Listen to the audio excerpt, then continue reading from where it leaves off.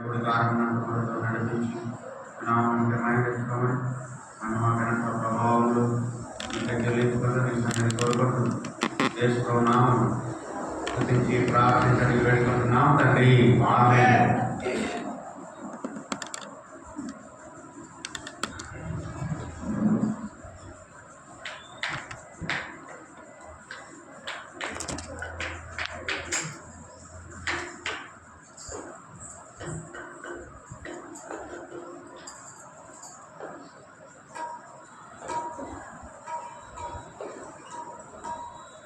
పెద్ద పాఠశాలలో పాఠ సంఖ్య 47.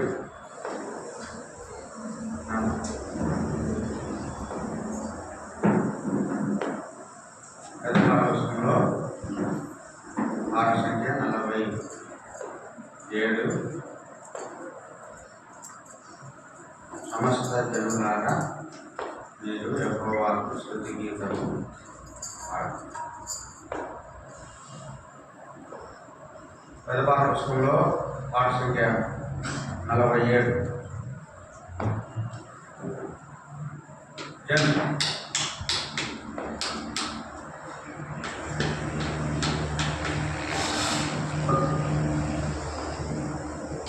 సమస్త జనులారా మీరు యెహోవాకు స్తుతి గీతము పాడి సంతోషముతో సన్నిధిలో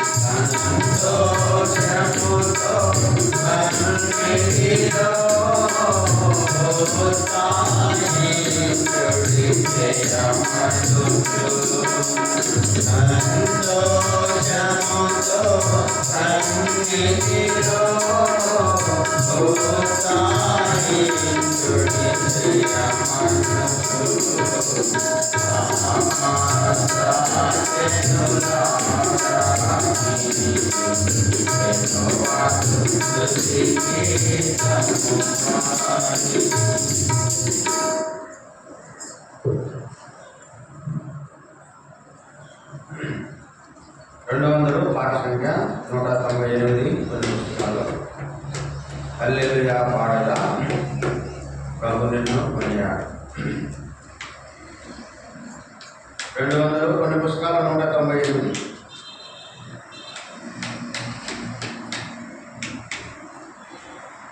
హల్లెలూయా పాడేదా ప్రభు నిన్ను కొనియాడేదన్. హల్లెలూయా పాడేదా ప్రభు నిన్ను కొనియాడేదన్. అన్ని వేళలయందునా నిన్ను పూజించి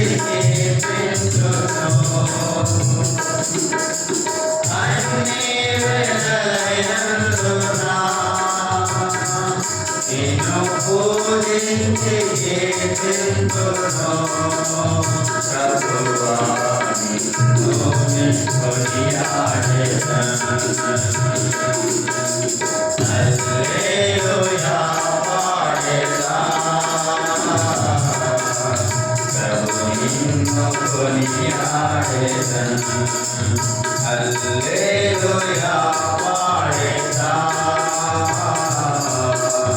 ప్రభు నిన్ను కొనియాడేదన్. వాగ్దానములన్నిటి నెరవేర్చువాడవు నీవే. వాగ్దానములన్నిటి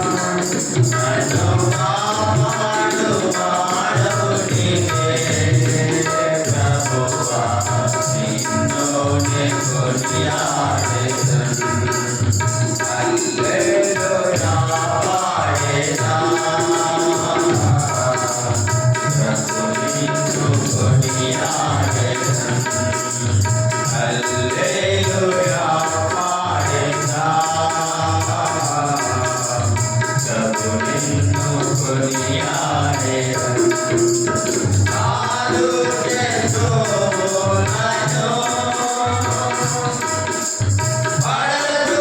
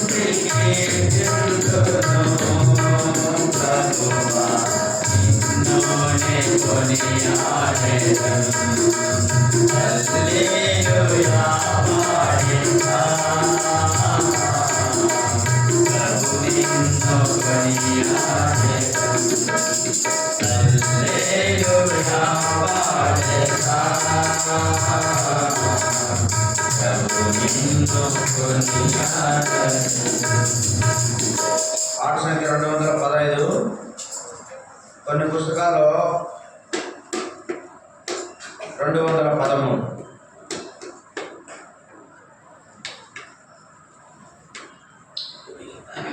భజింపరండి ప్రభు యేసు.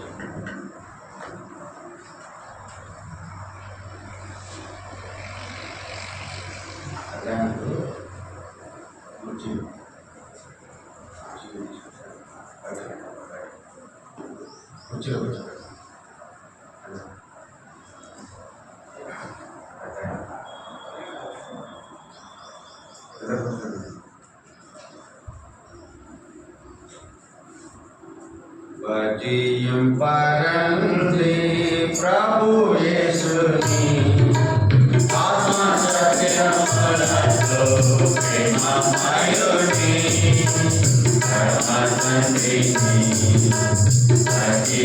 పరంతి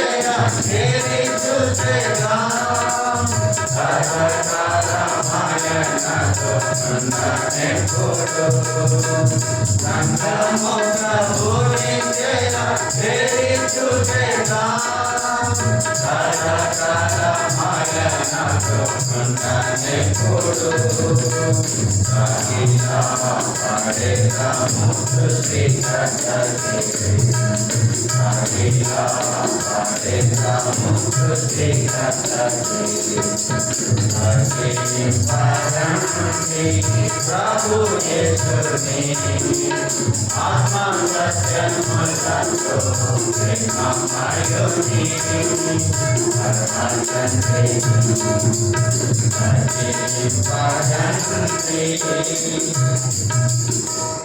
లేచి నిలబడి మనం బైబిల్ పడతాం.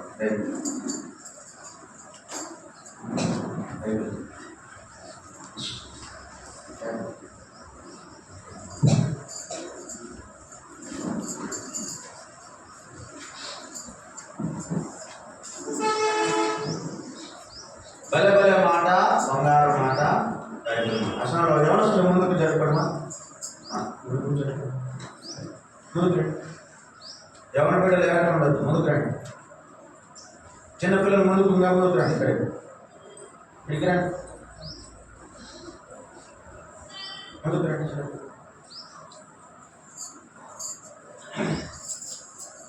భలే భలే మాట, బంగారు మాట, బైబిలు మాట, యేసు మాట. భలే భలే మాట, బంగారు మాట, బైబిలు మాట, యేసు మాట. నా జీవితాన నీతి విధాన మరువని మాట, యేసు మాట. నా జీవితాన నీతి విధాన మరువని మాట, యేసు మాట. భలే భలే మాట, బంగారు మాట, బైబిలు మాట, యేసు మాట. భలే భలే మాట, బంగారు మాట, బైబిలు మాట, యేసు మాట. ధన్యవాదాలు.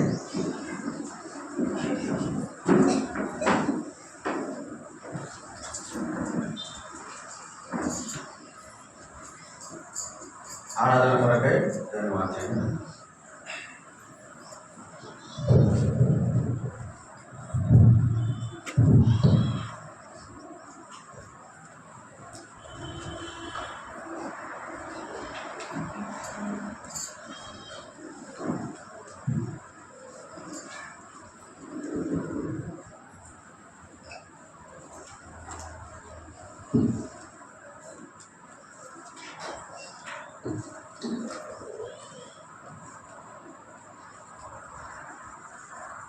చేరి వచ్చినటువంటి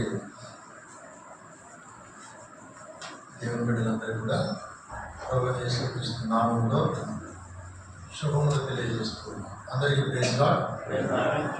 మనం ఆరాధనలోకి ప్రవేశించే ముందు పరిశుద్ధ గ్రంథమైన బైబిల్ నుంచి కొన్ని మాటలు మనం ధ్యానించుకొని వాక్యం వెలుగులో నేను దేవుని ప్రభువు యేసుక్రీస్తుతో స్తుతించి ఆరాధించి కనపరుచుకుంటాం. రండి. కీర్తన రాసినటువంటి గ్రంథము, దావీదు మహారాజు రాసినటువంటి కీర్తన గ్రంథము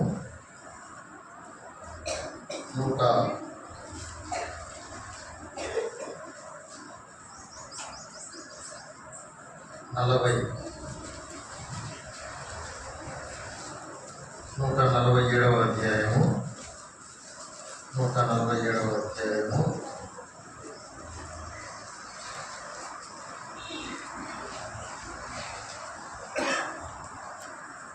147 మొదటి నుంచి 5 వచనాలు మార్చి చదువుకుందాం.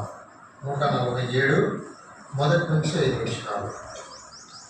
యెహోవాను స్తుతించుడి, మన దేవునికి స్తోత్రగానము చేయుట మంచిది, అది మనోహరము, స్తోత్రము చేయుట ఒప్పిదము.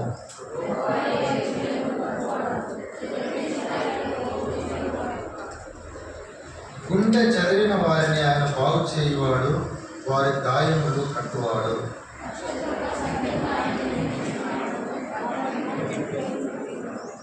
మన ప్రభువు గొప్పవాడు, ఆయన అధిక శక్తి గలవాడు, ఆయన జ్ఞానమునకు మితి లేదు. చాలు. ఇక్కడ 5వ వచనం మరొకసారి అందరం కలిసి చదువుకుందాం. 5వ వచనం అందరం కలిసి బిగ్గరగా చదువుకుందాం. మన ప్రభువు గొప్పవాడు, ఆయన అధిక శక్తి గలవాడు. చాలా ప్రార్థన చేసు ప్రభు యొక్క సహాయం కొరకు చిన్న ప్రార్థన. అత్యున్నత సింహాసనం మీద ఆసీనుడైన మా ప్రియ ప్రభువు తండ్రి, సర్వశక్తివంతుడైన మా దేవ, సర్వోన్నతుడు మా తండ్రి, ఆకాశ మహాకాశంలో నిరంతరము పరిశుద్ధుడు పరిశుద్ధుడు అని పూర్వకమంటూ కొనియాడబడుచున్న మా దేవ, మీ వందనాలు స్తోత్రాలు చెల్లిస్తూ ఉన్నాం. ఉదయకాలంలో ప్రభు దినంలో దశలోనికి ప్రార్థనా మందిరంలో తండ్రి కూడి మిమ్మల్ని స్తుతించి ఆరాధించి కనపరచనయ్యుండగా తండ్రి మీరు మమ్మల్ని దృష్టించండి, కనికరించండి, కరుణించండి. ప్రభా, మా యొక్క స్తుతుల సింహాసనం మీద మిమ్మల్ని ఆశీనులు చేయాలనే అత్యాశక్తితో ఆనందభరితులమై మీ యొక్క సన్నిధికి చేరి వచ్చి ఉంటుండగా మా యొక్క కృతజ్ఞతార్పణలను, మా యొక్క జిహ్వా ఫలములను మీరు స్వీకరించమని కోరుచూ ఉన్నాము. ఈ విధంగా తండ్రి మీకు వాక్య భాగాన్ని మేము చదువుకునేటుండగా ప్రభావ మీకు వాక్య భాగంలో ఉన్నటువంటి జీవం కలిగిన మాటలను నాకు మాకు మీరు తెలియజేయమని ప్రార్థిస్తూ ఉన్నాము. నా తండ్రి మీ యొక్క వాక్య వెలుగులో ప్రభావ మిమ్మల్ని స్తుతించి ఆరాధించి గణపరిచి మిమ్మల్ని సంతోషపెట్టే విధంగా మమ్మల్ని మీరు సిద్ధపరచమని కోరుచున్నాము. నా తండ్రి నిలవచ్చిన మీరు దాసులైనటువంటి అయోగ్యులను అపాత్రులను తండ్రి ఎందుకు ఎన్నిక లేనటువంటి వాడు ప్రభా, కేవలం మీ యొక్క నోటి కూరగా మాత్రం వాడుకునండి. ప్రభా, నన్ను పూర్తిగా మీరు ఖాళీ చేయమని ప్రార్థిస్తూ ఉన్నాను. తండ్రి మీ యొక్క రక్త ప్రోక్షణ జరిపించండి. ఇహలోక మాలిన్యం నుంచి తండ్రి మీ యొక్క రక్త ప్రోక్షణలో కడిగి శుద్ధీకరించి నిర్దోషిగా తండ్రి నిష్కలంకమైనటువంటి వ్యక్తిగా మీరు సన్నిధిలో నిలవబడినట్టుగా ప్రభు చూపబడుతుంది. ఈ రీతిగా ప్రభా ఈ యొక్క ప్రాంతం అంతటిని కూడా మీ యొక్క ఆధీనంలోకి తీసుకురండి. తండ్రి కనిపించిన అంధకార చీకటి శక్తులను యేసుక్రీస్తునామములో బంధిస్తూ ఈ సమయానంతటి కూడా మా కొరకే మీరు ఆశీర్వదించి దీవించమని కోరుకుంటూ మీ యొక్క వాక్యాన్ని వినడం ద్వారా మా ఆత్మ ప్రాణ దేహంలో ఉజ్జీవింపబడినట్లుగా బలపరచబడినట్లుగా కృప చూపమని కోరుకుంటూ యేసుక్రీస్తు నామంలో స్తుతించి ప్రార్థించి వేడుకుంటున్నాం తండ్రి, ఆమేన్.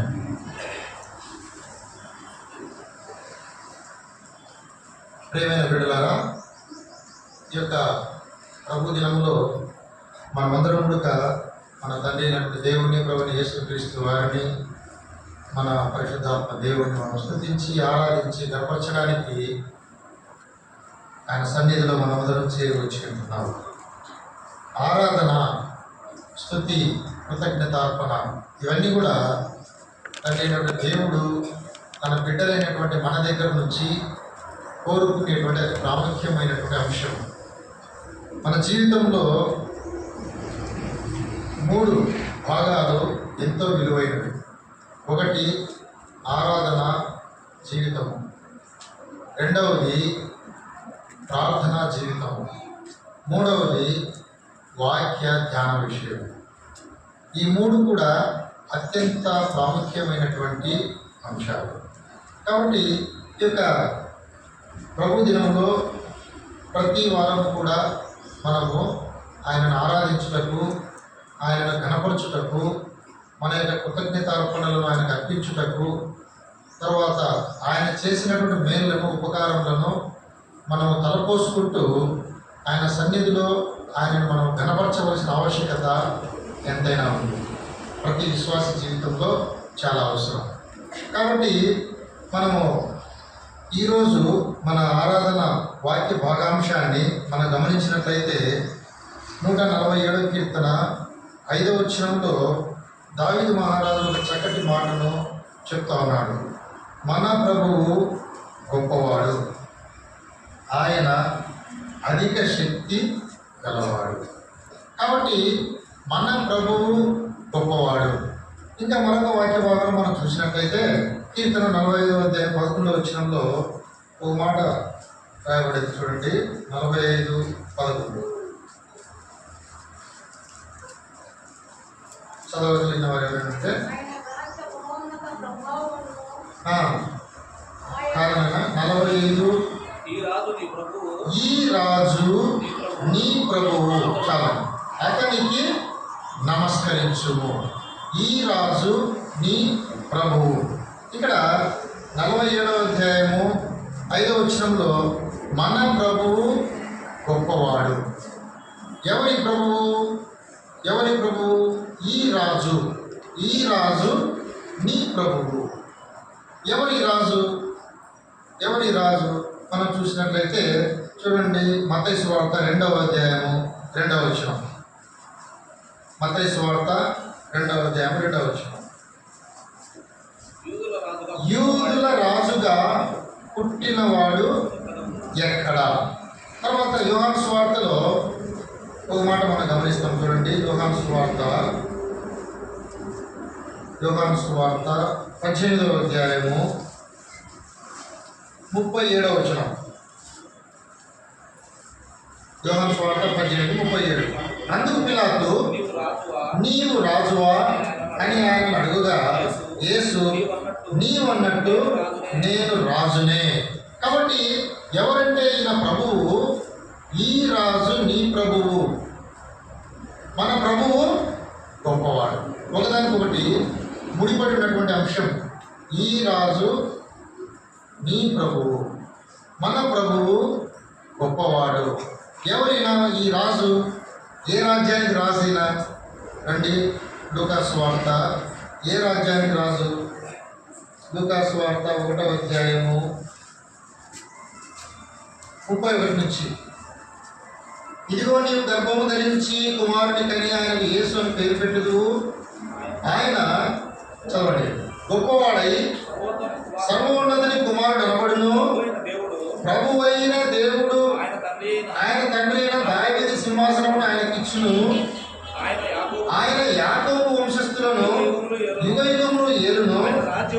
ఆయన రాజ్యము అంతము లేనిదై ఉండును. చాలా ఇక్కడ ఏ రాజ్యానికి ఆయన రాజు? అంతము లేని రాజ్యానికి రాజు. ఎండ్లెస్.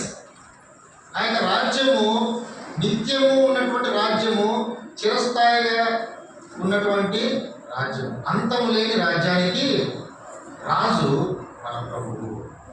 గతంలో మనం ఒకసారి పరలోక రాజ్యాన్ని గురించి ధ్యానిస్తూ వచ్చాము.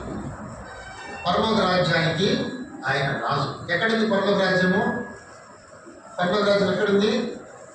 గతంలో ధ్యానించినాం మనం. పరలోక రాజ్యము మన మధ్యలో ఉంది. మన మధ్యలోనే పరలోక రాజ్యం ఉంది. దేవుని రాజ్యం మళ్ళీ సపరేట్. అది ఎప్పుడు వస్తుంది? 1000 ఏళ్ల పరిపాలన దేవుని రాజ్యం. ఈ రెండింటి తేడా చాలా మంది గమనించాలి. పరలోక రాజ్యం మన మధ్యలోనే ఉంది. ఇప్పుడు ఆ రాజ్యానికి రాజు ఎవరు? ప్రభు అయినటువంటి యేసుక్రీస్తు. ఈ మాట అపోస్తల కార్యంలో రాయబడింది. చూడండి, అపోస్తల కార్యములు 2వ అధ్యాయము 36వ వచనం.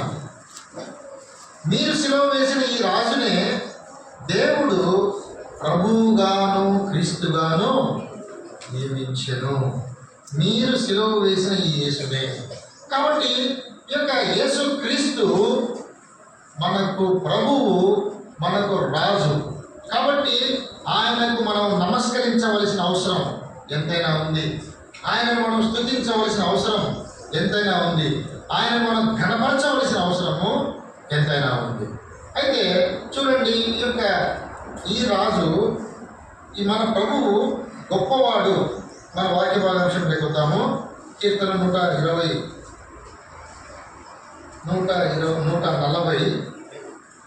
అధ్యాయము 5వ వచనం. మన ప్రభువు గొప్పవాడు. కాబట్టి మన ప్రభువు గొప్పవాడు. మన ప్రభువు ఎవరు? ఆయన ఒక రాజు. ఏ రాజ్యానికి రాజు? ఆయన అంతము లేనటువంటి రాజ్యానికి ఆయన రాజు.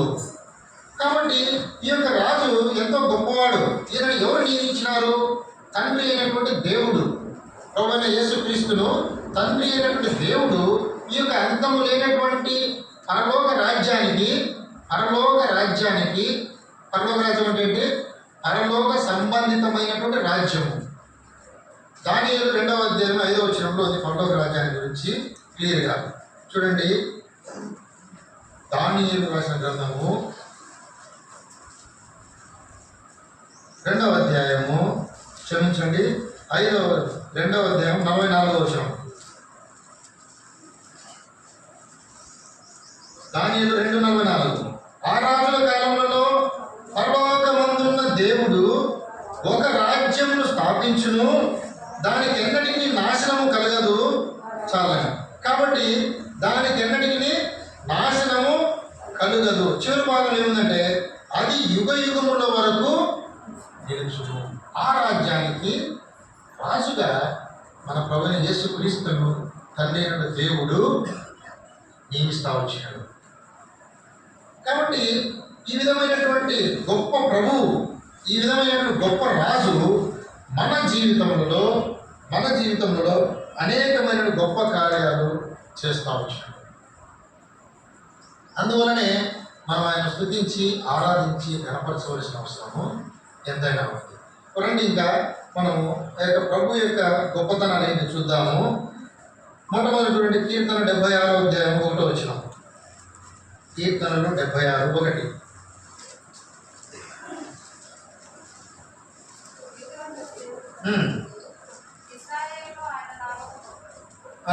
ఆయన నామము గొప్పది. కాబట్టి ఆయన అంతము లేనటువంటి రాజ్యానికి రాజే కాదు, ఆయన గొప్పవాడు. అందరికంటే గొప్పవాడు అంటే ద గ్రేట్ పర్సన్, అంటే అందరికంటే ఉన్నతమైనటువంటి వాడు అని అర్థం. అంటే అతనికంటే గొప్పవాళ్ళు ఎవరు లేరు అన్ని విషయాల్లో. కొద్దిమంది బల విషయంలో కొద్దిమంది గొప్పవాళ్ళు ఉంటారు ఈ లోకంలో అయితే, కొద్దిమంది జ్ఞానం విషయంలో గొప్పవాళ్ళుగా ఉంటారు, కొద్దిమంది సహాయం చేసే విషయంలో గొప్పవాళ్ళుగా ఉంటారు, కొద్దిమంది గొప్ప మనసు కలిగిన వాళ్ళు ఉంటారు. ఏదో ఒక విషయంలో మాత్రమే మానవుడు గొప్పవాడుగా ఉండొచ్చు, లేదా 2 విషయాల్లో గొప్పవాడుగా ఉండొచ్చు. కానీ అన్ని విషయాలలో మానవుడు గొప్పవాడుగా ఉండే అవకాశం లేదు. అయితే ఈ రాజు మన ప్రభువైన యేసుక్రీస్తు అన్ని విషయములలో గొప్పవాడు. అందుకే చూడండి, ఆయన జ్ఞానమునకు మితి లేదు. 147 5వ వచనము 2వ భాగం. ఆయన జ్ఞానమునకు మితి, కాబట్టి ఆయన గొప్ప జ్ఞానం కలిగినటువంటి వాడు. చూడండి, మరొక వాక్య భాగాన్ని మనం గమనిస్తే ఆయన నామము గొప్ప నామము. 139వ కీర్తన 17వ వచనం. దేవా, నీ తలంపులు నాకెంత ప్రియమైనవి, వాటి మొత్తం ఎంత. మొట్టమొదట ఆయన గొప్ప జ్ఞానం కలిగినటువంటి వాడు, రెండవదిగా ఆయన గొప్ప నామం కలిగినటువంటి వాడు, మూడవదిగా ఆయన గొప్ప తలంపులు కలిగినటువంటి వాడు. ఇక 4వ విషయాన్ని గమనిస్తే 126వ కీర్తన 126 3వ వచనం. యెహోవా మన కొరకు గొప్ప కార్యములు చేసి ఉన్నాడు, మనము సంతోషభరితులమైతిమి. ఇది చివరిది. యెహోవా మన కొరకు గొప్ప కార్యములు చేసి ఉన్నాడు. మొట్టమొదట ఏంటి? గొప్ప జ్ఞానం కలిగినటువంటి వాడు. రెండవది చెప్పండి. గొప్ప మూడవది గొప్ప నామము. మూడవది ఆయన తలంపులు గొప్పవి. నాలుగవది ఆయన కార్యములు. ఈ నాలుగులో మనము ఆయన మన విషయంలో చేసినటువంటి గొప్ప కార్యముల గురించి మనం ఒక 3 కార్యాలు నా జీవితంలో, ఆయన బిడ్డలమైనటువంటి మనందరి జీవితంలో ఆయన ఎన్నో గొప్ప కార్యాలు చేస్తూ వచ్చినాడు. గొప్ప కార్యాలు అంటే మనం ఏం గమనించగలము? ఎవరు కూడా మన జీవితంలో చేయలేనటువంటి కార్యాలు. మన బంధువులు కానీ, మన మిత్రులు కానీ, మన స్నేహితులు కానీ, లేదా ఎవరైనా సరే మన జీవితంలో ఎవరు కూడా చేయలేనటువంటి కార్యాలనే గొప్ప కార్యాలు అంటాము. మరొక మాట ఏంటంటే అద్భుత కార్యాలు. ప్రేమ బిడ్డలారా, దేవుడు మన కొరకు ఒక 3 విధాలైనటువంటి గొప్ప కార్యాలను మనం చూసుకొని మనం ఆరాధనలో ప్రవేశిద్దాం. ఆయన చేసినటువంటి 3 విధాలైనటువంటి గొప్ప కార్యాలు. మొట్టమొదట యెషయా 9వ అధ్యాయము 2వ వచనం.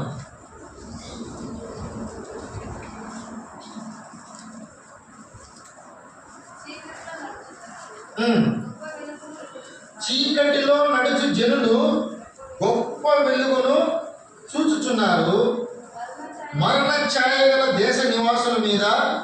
వెలుగు ప్రకాశించును. కాబట్టి మొట్టమొదటి ఏంటంటే గొప్ప గొప్ప వెలుగు. మొదటి అంశం, ఆయన మన ప్రభువు గొప్పవాడు. ఈ రాజు గొప్పవాడు. ఏ విధంగా ఆయన గొప్పవాడు అని మనం చెప్పాలా? ఏ విధంగా ఆయన చేసినట్టు గొప్ప కార్యాలు ఏంటి అని మనం తెలుసుకోవాల్సిన అవసరం ఉంది.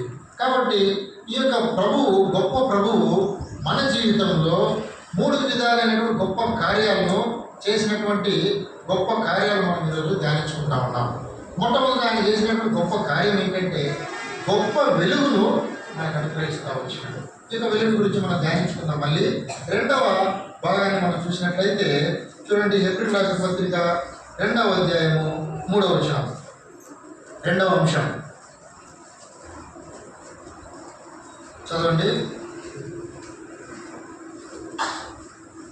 హెబ్రీయులకు రాసిన పత్రిక, ఇంత గొప్ప రక్షణ మనము నిర్లక్ష్యము చేసిన ఎడల ఏలాగా తప్పించుకుందాము. పౌలు గారు చెప్తా ఉన్నారు. ఏం చెప్తున్నాడు? ఇంత గొప్ప రక్షణ, ఆయన నిన్ను నన్ను ప్రేమించి నీకు నాకు ఆయన దేవుడు మన పట్ల చేసినటువంటి 3 గొప్ప కార్యాలలో మొదటిది గొప్ప వెలుగునిస్తా వచ్చినాడు. రెండవది గొప్ప రక్షణ ఇస్తా వచ్చినాడు. మూడవది మనం గమనించినట్లయితే చూడండి, అదే హెబ్రీ 4వ అధ్యాయం 14వ వచనం, 4:14. ఆకాశ మండలం గుండా వెళ్ళిన దేవుని కుమారుడైన యేసు అను గొప్ప ప్రధాన యాజకుడు మనకు ఉన్నాడు. కాబట్టి ఒక గొప్ప ప్రధాన యాజకుడిని దేవుడు మనకు అనుగ్రహిస్తూ వచ్చినాడు. చూడండి, the great 3 things in our life. దేవుడు 3 విధాలైనటువంటి గొప్ప కార్యాలు మన జీవితంలో చేస్తూ వచ్చినాడు. ఇంకా ఉన్నాయి, 7 విధాలైన కార్యాలు ఉన్నాయి. సమయభావంలో మనము 3 ఒకదాని గురించి మనం ధ్యానించుకుంటూ ఉంటాం. మొట్టమొదట దేవుడు మన జీవితంలో చేసినటువంటి గొప్ప కార్యం ఏంటి? గొప్ప వెలుగును అనుగ్రహిస్తూ వచ్చినాడు. రెండవది గొప్ప రక్షణ ఇస్తూ వచ్చినాడు. మూడవది మన జీవితంలో ఆయన గొప్ప ప్రధాన యాజకుడుగా ఉంటూ నీ కొరకు నా కొరకు తండ్రి వద్ద నిరంతరము ఆయన మన కొరకు యాజకత్వం జరిగిస్తూ ఉన్నాడు.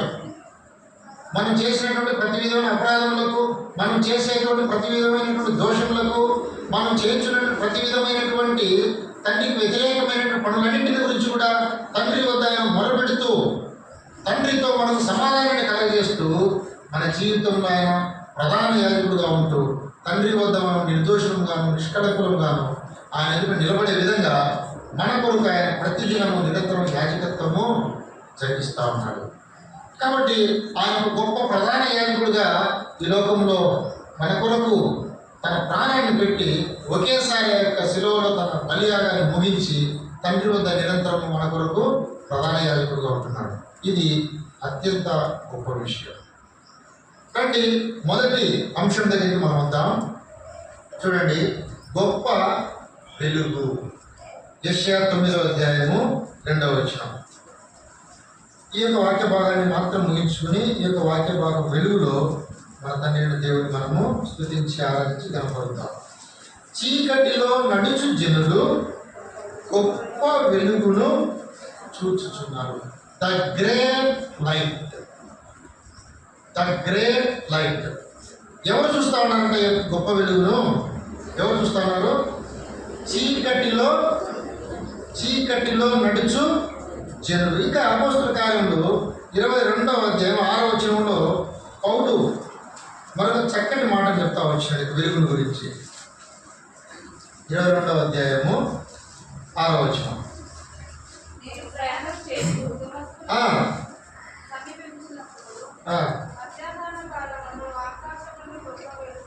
మధ్యాహ్న కాలమందు ఆకాశము నుండి గొప్ప వెలుగు అకస్మాత్తుగా నా చుట్టూ ప్రకాశం. ఎప్పుడు వెలుగు ప్రకాశించిందంట? ఎప్పుడు? మధ్యాహ్నం మనం లైట్ టార్చ్ లైట్ తీసుకొని వేస్తే ఏమైనా కనిపిస్తుందా? బాగా గమనించండి. అంటే ఇక్కడ కొన్ని చిన్న చిన్న అర్థాలు దీంట్లోనే వస్తాయి అన్నమాట. మధ్యాహ్నం మనం బయటకు వచ్చి టార్చ్ లైట్ వేస్తే ఆ లైట్ కనిపిస్తుందా? మరి మధ్యాహ్నము ఆ లైట్ తట్టుకోలేక చూడలేకపోయినారంట. బాగా గమనించండి.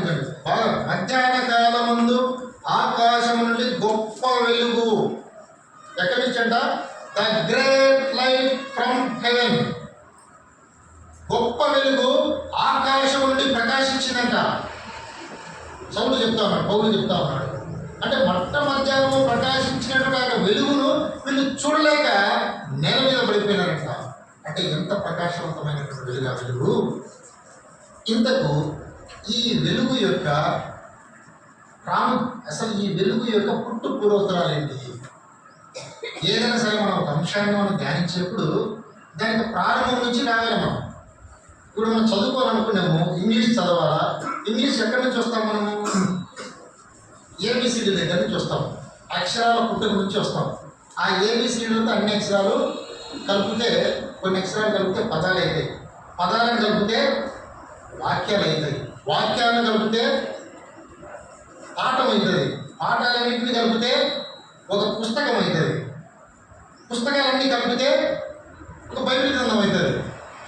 కాబట్టి ఒక్కొక్క దానికి చాలా సంబంధం ఉంటుంది. ఈ వెలుగు ఆకాశము నుండి గొప్ప వెలుగు అని చెప్తాడు పౌలు. ఎక్కడి నుంచి వచ్చింది ఈ వెలుగు? ఎక్కడుంది ఈ వెలుగు? అసలు ఈ వెలుగు ఏ విధంగా ఉంటుంది? రండి, వెలుగు యొక్క ప్రారంభం. తిమోతికి రాసినటువంటి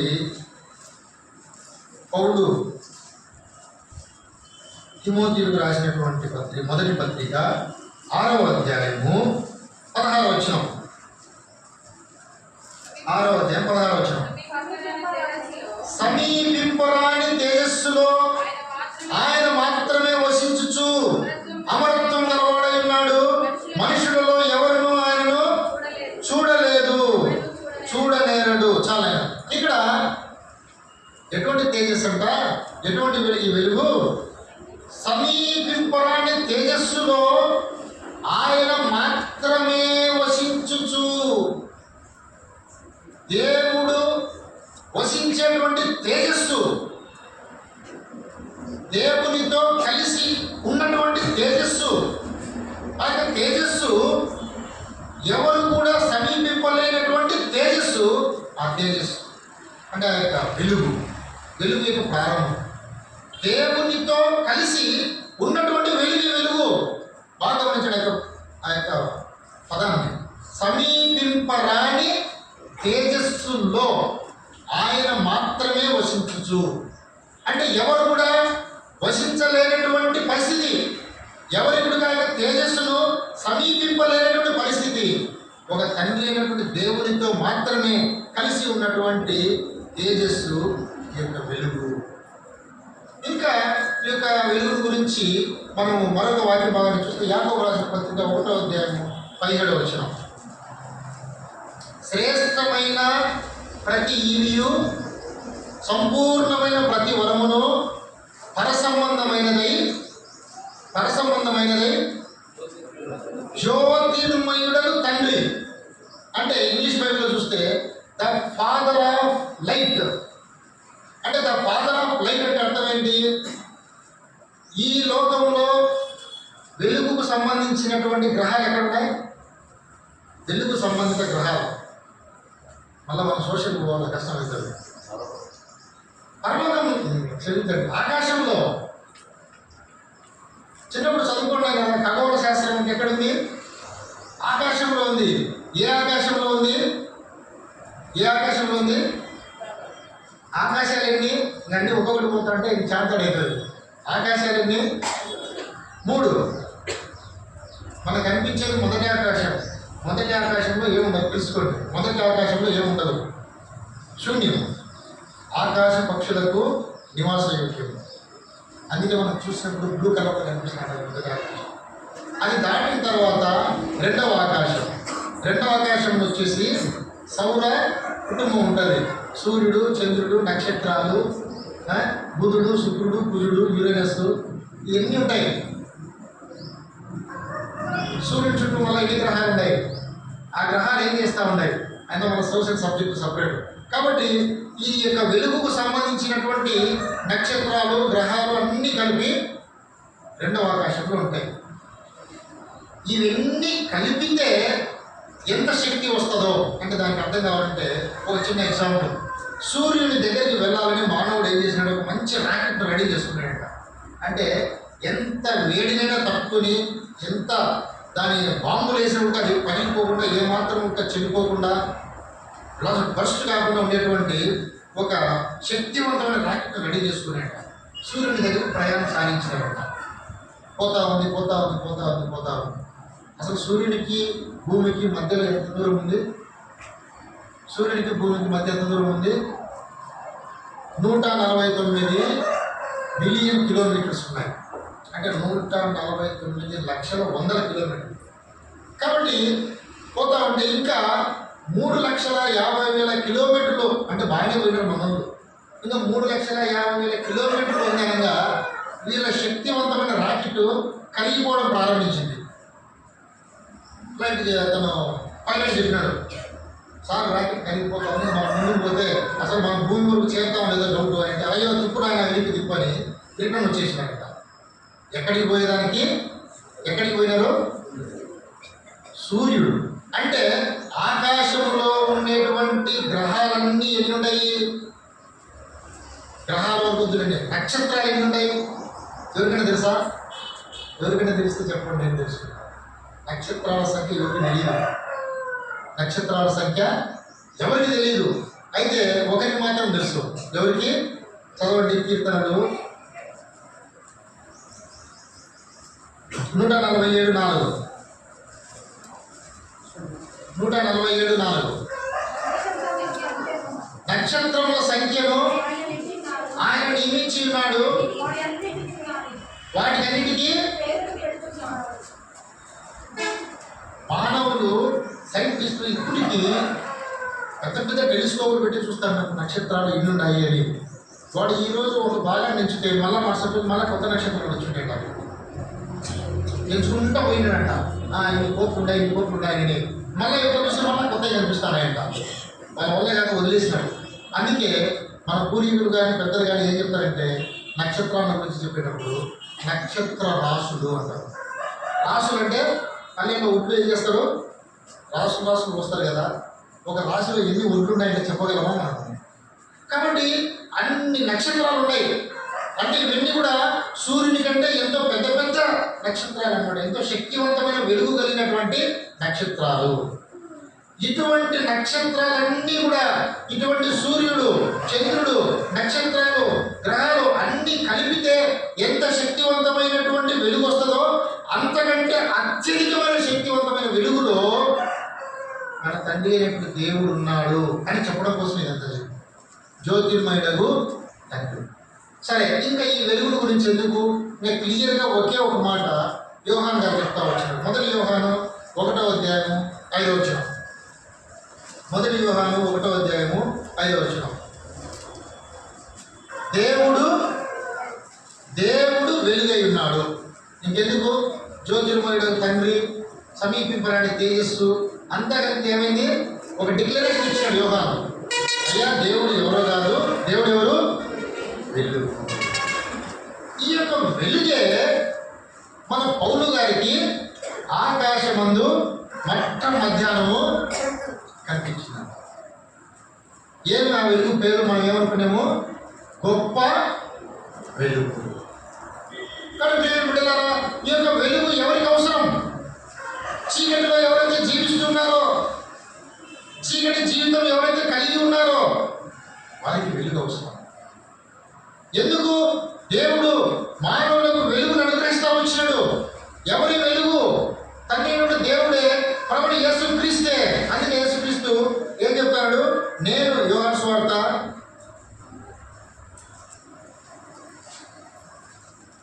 8వ అధ్యాయము 12వ వచనం. నేను లోకమునకు, చాలా ఇక్కడ ఏం చెప్తాను? నేను లోకమునకు వెలుగును. ఇప్పుడు అర్థమైందా? గొప్ప వెలుగు ఎవరు? గొప్ప వెలుగు ఎవరు? ప్రభు అయిన యేసుక్రీస్తు. ఈ యొక్క యేసుక్రీస్తు ఈ యొక్క లోకానికి రాకముందు నేను లోకమునకు వెలుగును అంటున్నాడు. ఇక వెలుగుగా ఈ లోకానికి ప్రత్యక్షం కాకమునుపు ఎక్కడున్నాడు? సమీపింపరాని తేజస్సుగా ఉన్నాడు. కాబట్టి జ్యోతిర్మయుడు తండ్రిగా ఉన్నాడు. ప్రభు యేసుక్రీస్తు తండ్రిలో ఒక భాగము. సామెతలు చెప్తా వస్తాడు, జగత్తు పునాది వేయబడక మునిపే నేను నియమింపబడి తిని. యోహాను సువార్తలో చెప్తా వస్తాడు, జగత్తు పునాది వేయబడక మునుపు నీ యొక్క నాకు ఏ మహిమ ఉండెనో నీవు నన్ను ప్రేమించితివి అని చెప్తాడు. కాబట్టి తండ్రితో మిళితమైన ఉన్నటువంటి యేసు క్రీస్తు వెలుగుగా ఆయన లోకానికి వచ్చాడు.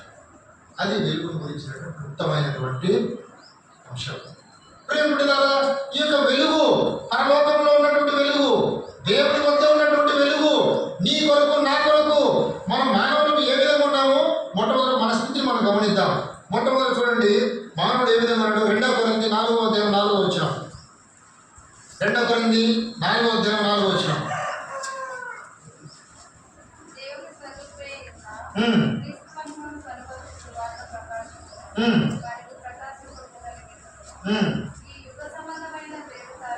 వారి అవిశ్వాసులైన వారి మనోనేత్రములకు గుడ్డితనము కలుగజేసింది. కాబట్టి మొట్టమొదటి మానవుడు ఏది మంచి ఏది చెడు అని తెలుసుకోకుండా వారి యొక్క మనోనేత్రములు గుడ్డివాడైపోయినాడు. ఎవరైనా కన్ను లేకపోతే ఏమైనా కనిపిస్తారా? చీకటి జీవితం. రెండవ అంశము చూడండి, ఎఫెసీయులకు రాసిన పత్రిక 2వది, మానవుని యొక్క 2వ స్థితి. ఫస్ట్ స్టేజ్ అది. సాతానుడు ఏం చేశాడంటే, సాతానుడు మానవుణ్ణి మొట్టమొదట అజ్ఞానిగా చేస్తాడట. ప్రతి మానవుణ్ణి మనోనేత్రములు మూయబడ్డాయి అంటే, మనోనేత్రములు మూయబడ్డాయి అంటే ఏమని అర్థము? గుడ్డివాడైపోయాడు. గుడ్డివాడంటే ఏమని? జ్ఞానము లేనటువంటి వాడు. జ్ఞానం లేనటువంటి వాడు ఏం చేస్తాడు? ఏది మంచి ఏది చెడు అనే విషయాన్ని గ్రహించలేడు. ఎందుకు? అతనికి కనిపించదు కాబట్టి. ఆ విధంగా మొట్టమొదటి మానవుని ఏం చేశాడంటే సాతానుడు మొదటి స్టెప్ అతని మనోనేత్రములను మూయబడతాయి. రెండవదిగా ఏం చేస్తాడు చూడండి, 5వ అధ్యాయం ఎఫెసీయులకు రాసిన పత్రిక 8వ వచనం. 5వ అధ్యాయం 8వ వచనం. మీరు పూర్వమందు చీకటి అయి ఉంటిరి. కాబట్టి రెండవ స్టెప్ ఏం చేస్తాడంటే మన మనోనేత్రములను మూసివేస్తాడు, మనల్ని అజ్ఞానంగా చేస్తాడు. రెండవది మన జీవితాన్ని చీకటిమయం చేసేటువంటి వాడు, మన క్రియలను చీకటిమయం చేసేటువంటి వాడు. మన యొక్క క్రియలు, మన యొక్క తలంపులు, మన యొక్క మాటలు, మన యొక్క చూపులు ప్రతి ఒక్కటి కూడా అజ్ఞానిగా మనం జీవిస్తూ పోతాం. చీకటి జీవితాన్ని జీవిస్తూ ఉంటాం. అంటే పాపపు జీవితాన్ని మనము జీవించేటువంటి వారము. ఒకప్పుడు మనం ఎవరము? మన మనోనేత్రంలో మూయబడినటువంటి వారము, అజ్ఞానంలో జీవించేటువంటి వారము, పాపములో జీవించేటువంటి వారము. మూడోది ఏం చేస్తాడో చూడండి, పేతురు రాసినటువంటి పత్రిక 2వ అధ్యాయము 9వ వచనం. 1 పేతురు 2:9. చీకటిలో నుండి చాలా. కాబట్టి ఇక్కడ ఏం చేస్తాడు సాతానుడు? బాగా 1 by 1 3 స్టెప్పులు. ఒకటి, మనల్ని అజ్ఞానంగా చేసిన మనోనేత్రం మూసేసినాడు. రెండవదిగా మనల్ని చీకటిమయం చేస్తూ వచ్చినాడు. మూడవదిగా మనల్ని తీసుకెళ్ళి చీకటిలో నడిపిస్తూ ఉంటాడు, గాఢాంధకారపు లోయ. కాబట్టి మన జీవితాన్ని అక్కడికి తీసుకెళ్తా ఉన్నాడు. ఇటువంటి చీకటి జీవితం కలిగినటువంటి నీకు నాకు గాఢాంధకారపు లోయ అంటే మరణము, మరణాంధకారమైనటువంటి ప్రదేశం. అది మరణ ఛాయలలో ఉన్నటువంటి ప్రదేశం. దేశాలు 3 దేశాలు ఉన్నాయి. అంధకార దేశము, గాఢాంధకార దేశము, మరణాంధకార దేశం. 3 స్టెప్పులు. కాబట్టి మానవుని చివరికి మరణాంధకార దేశంలోకి, మరణంతో కూడినటువంటి అంధకారపది అంటే మరణంతో కూడినటువంటి పాపపు జీవితంలోకి మానవుడు ప్రవేశిస్తూ వచ్చాడు. ఇటువంటి జీవితంలో నుంచి, ఇటువంటి చీకటి జీవితంలో నుంచి నిన్ను నన్ను తిరిగి వెలుగులోకి తీసుకురావడానికి ఆయన తానే పరలోకం నుండి గొప్ప వెలుగుగా మానవులకైనా ప్రత్యక్షమవుతా వచ్చాడు. మానవులకైనా తన వెలుగును అనుగ్రహిస్తూ వచ్చాడు. ఇంకా చూడండి, ఈ యొక్క వెలుగుకు కొన్ని ప్రత్యేకతలు ఉన్నాయి. మన జీవితంలో మనం ఏమని ఆరాధించాలా? ప్రభా, పాపపు జీవితము, చీకటి జీవితము, మనోనేత్రంలో మూయబడినప్పుడు అజ్ఞానంతో నేను జీవిస్తున్నాను. అదేవిధంగా నా జీవితం మొత్తము చీకటిలో ఉన్నాను, నేను చీకటి జీవితం జీవిస్తున్న నాకు తండ్రి పరలోకం నుంచి ప్రభు అయినటువంటి యేసు క్రీస్తును వెలుగుగా ఈ లోకానికి పంపించున్నాం ఆయన. నా యొక్క చీకటి జీవితంలో, నా జీవితంలో ఉన్నటువంటి చీకటిని తొలగించడానికి, నా జీవితంలో ఉన్నటువంటి పాపమును తొలగించడానికి, నా జీవితంలో ఉన్నటువంటి అజ్ఞానమును తొలగించడానికి పరలోకం నుండి మీ కుమారుడైనటువంటి యేసు క్రీస్తును నా కొరకు మీరు అనుగ్రహించడం ఆయన. అందును బట్టి మీకు వందనాలు చెల్లిస్తున్నాం. ఈ యొక్క గొప్ప వెలుగు మన జీవితంలో చేయించినటువంటి మొదటి కార్యం ఏంటంటే, రండి, మొదటి కార్యము 1వ అధ్యాయము యోహాను సువార్త 1వ అధ్యాయము 9వ వచనం. నిజమైన వెలుగు ఉండెను. బాగా గమనించండి, వెలుగును గురించినటువంటి మన జీవితంలో వెలుగు, ఈ యొక్క గొప్ప వెలుగుని ఎందుకు మనం అంటున్నాము, ఏంటా వెలుగు యొక్క ప్రత్యేకత, ఏంటా వెలుగు మన జీవితంలో చేసేటువంటి ఉపయోగాలు ఏంటి, ఆ వెలుగు మన జీవితంలో చేసినటువంటి మేలు ఏంటి అనే విషయాన్ని మనం గమనిస్తే, మొట్టమొదట ఈ యొక్క వెలుగు నిజమైనటువంటి, అనేకమైనటువంటి భ్రమలతో కూడినటువంటి మన జీవితంలో, అనేకమైనటువంటి అపోహలతో కూడినటువంటి మన జీవితం, ఏది దేవుడు, ఏది దేవుడు కాదు, ఏది నిజమైనటువంటి మార్గము, ఏది అసత్యమైనటువంటి మార్గము, ఏది సత్యమైన మార్గము అని మనం తెలుసుకోలేనటువంటి పరిస్థితిలో మనం జీవిస్తున్నప్పుడు ఆయన నిజమైనటువంటి వెలుగుగా తన ప్రత్యక్షతను మనకు అనుగ్రహించి మన జీవితంలో ఏది నిజము, ఏది వాస్తవము, ఏది అవాస్తవము అనేటువంటి విషయాన్ని మనకు తెలియజేయడం కోసము ఆయన నిజమైనటువంటి వెలుగుగా తన ప్రత్యక్షతను కొనసాగిస్తూ వచ్చాడు.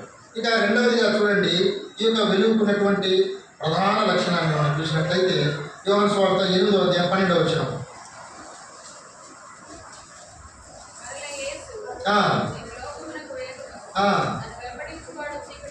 చీకటిలో నడవక జీవపు వెలుగు కలిగి ఉండును.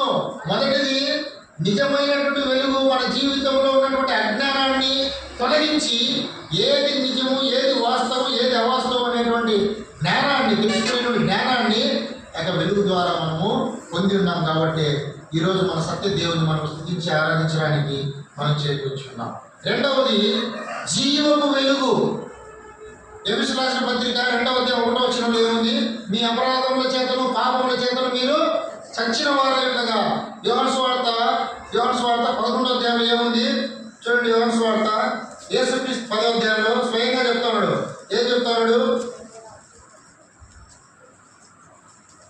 10వ వచనం, దొంగతనమును హత్యను నాశనము చేయడానికి వచ్చును కానీ మరి దేనికి రాడు, గొర్రెలకు జీవము కలుగుటకు.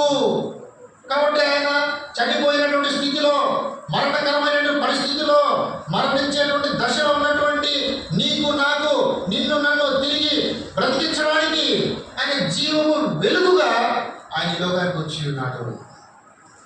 ఇంకా చివరిదిగా మనం చూసుకొని మన ఆరాధనలో ప్రవేశిద్దాం. 1 పేతురు 2వ అధ్యాయము 9వ వచనం.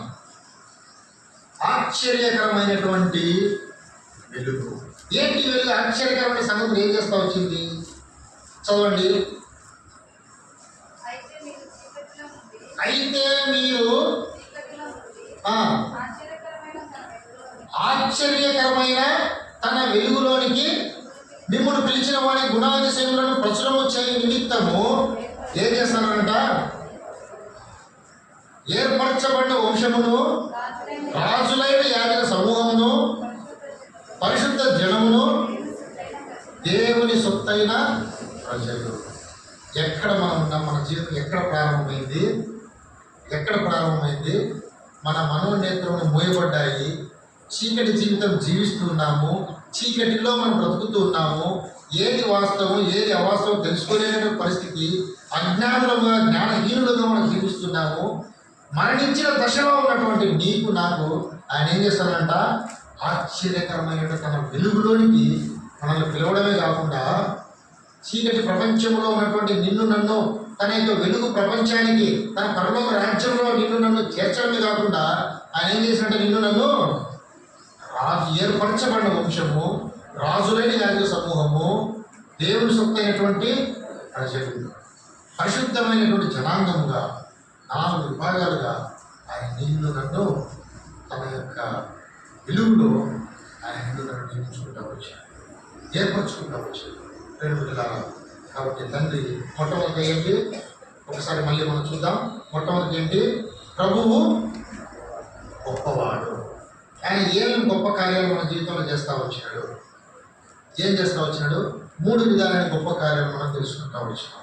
గొప్ప వెలుగు, గొప్ప రక్షణ, గొప్ప ప్రధాన యాజకుడు. అందులో ఒక అంశాన్ని గురించి మనం ధ్యానించాం, గొప్ప వెలుగు. ఈ యొక్క వెలుగు వల్ల మన జీవితంలో నిజమైనటువంటి మార్గాన్ని మనం తెలుసుకుంటూ వచ్చినాము.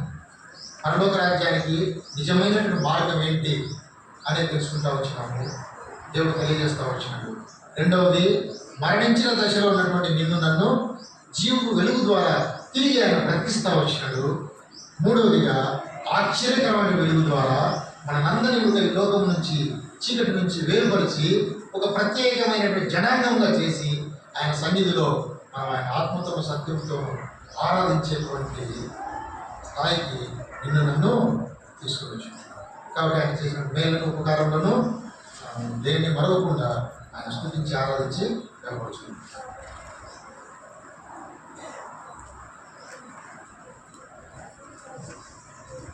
లేచి నిలబడి పాట పాడుతున్నాం. సమయంలో సండే స్కూల్ పిల్లలు 67 మధ్యలో పిల్లలు ఉండకుండా వాళ్ళందరినీ సండే స్కూల్కి పంపిస్తారు.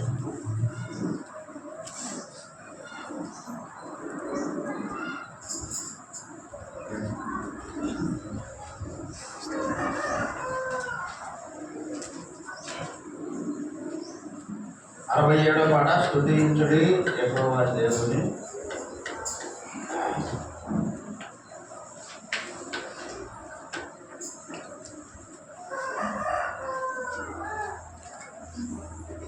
ముందు జరుపుకోవడమా? ఎవరు ముందుకు రండి. చూడమ్మా, పిల్లలను పెట్టుకొని సెంటర్లో ఉంటాడు. ఎట్లా చేయాలా? వెనకలేదు. అందరికి ఒకటే క్రమశిక్షణ ఉండాలా. మాకు ఎగ్జామ్షన్ అనకూడదు. ఎవరైనా కానీ మన మందిరంలో అందరికీ మాదిరిగా ఉండాలి. లైన్గా కూర్చోండి, ఎవరైనా ముందుకు జరగండి, మధ్యలో ఖాళీ ఉంటే జరగండి. పిల్లలు ఉన్న వాళ్ళు వెనకాల కూర్చోండి. ప్రతిసారి చెప్పాల్సిన అవసరం లేదు. స్తుతించుడి యెహోవా దేవుని, సూర్య చంద్రులారా అభిషేక దుర్గణ సేనాధిపతికి ఉన్నత స్థలములలో యెహోవాను స్తుతించుడి.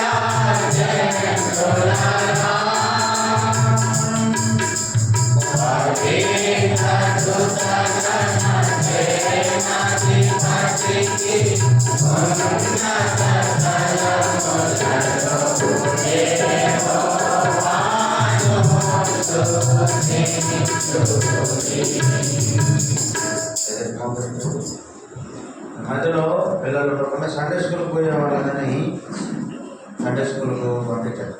అక్కడ పిల్లలను చిన్నగా తీసుకెళ్ళిపోతాం. మీరు గమనించుతా ఉండాలా, ఎవరైతే పిల్లలు సండే స్కూల్ పోకుండా కూర్చుంటారు ఆ కండత వాక్యాలు చెప్పాలా, కాబట్టి భయం. అందుకు సండే స్కూల్కి వెళ్ళేవారు మరొక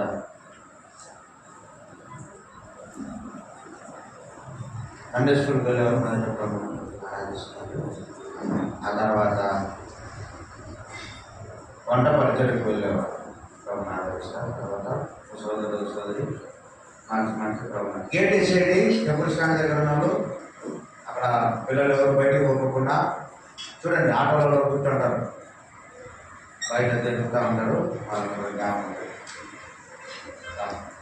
ప్రారంభం.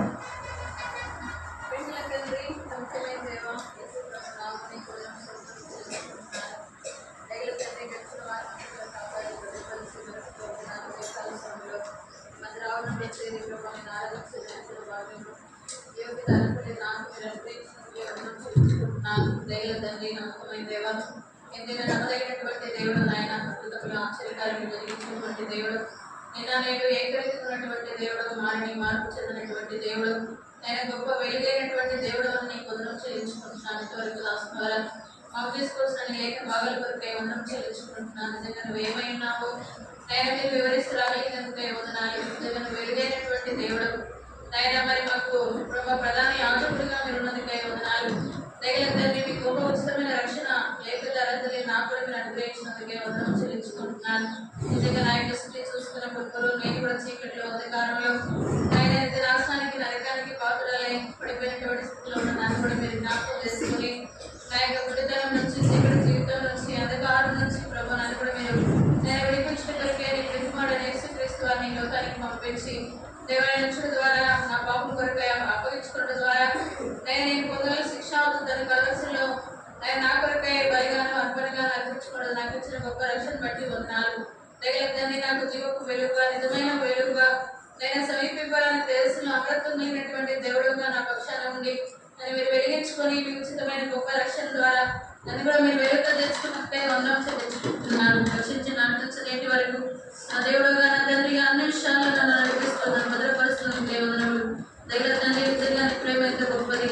మారిని మార్పు చెందిన దిద్దించండి నీ రాజ్యం కొరకు, నిజమైన రాజ్యం కొరకు నైనా నిజమైన నీ తలంపులు, నిజంగా నీ తలంపులు ఎంత ఉన్నతమైనవి వాడే ప్రభావ మీరు బయలుపరుస్తూ నెరవేరుస్తూ నైనా నీ యొక్క దయ సంకల్పములు కనుక మీరు ప్రేమించి నైనా మనపై క్రీస్తులను ఏర్పరచుకొని నన్ను నిర్మించిన నిర్మాణకుడుగా నా సృష్టికర్త ఒక ప్రభా నా తండ్రిగా దేవుడుగా ఇప్పుడు మీరు బయలుపడిన వాటి నుంచి ఇంటి వరకు నీ భద్రతలో నీ కాపులను భద్రపరుస్తూ ఎన్నో విషయాలు బలహీనమైనప్పటికీ నేను బలపరుస్తూ నిజంగా నీ వెలుగులో నన్ను నడిపిస్తున్నాను.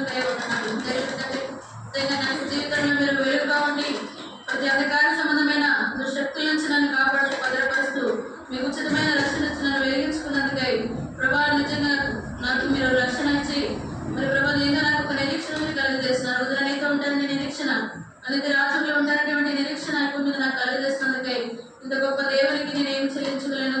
ఉదయకాల సమయంలో నా జీవితంలో చేసిన ప్రభా గొప్ప కార్యాలను బట్టి నిజంగా వారి ప్రాణవచ్చిన క్రేదన గొప్పది, అది ఎన్నిటికి దీనికి కట్టుండవలసిందే అని నా జీవితకాలం అంతా స్థుతించిన మీరు నాన్న తీర్చలేని ఒప్పుకుంటూ ఉదయకాల సమయంలో నా కొద్ది నా స్థుతి ఆరాధన ప్రభు యేసుక్రీస్తు నామములో బంగారు పాదములకే సమర్పించుకుంటున్నాను తండ్రి.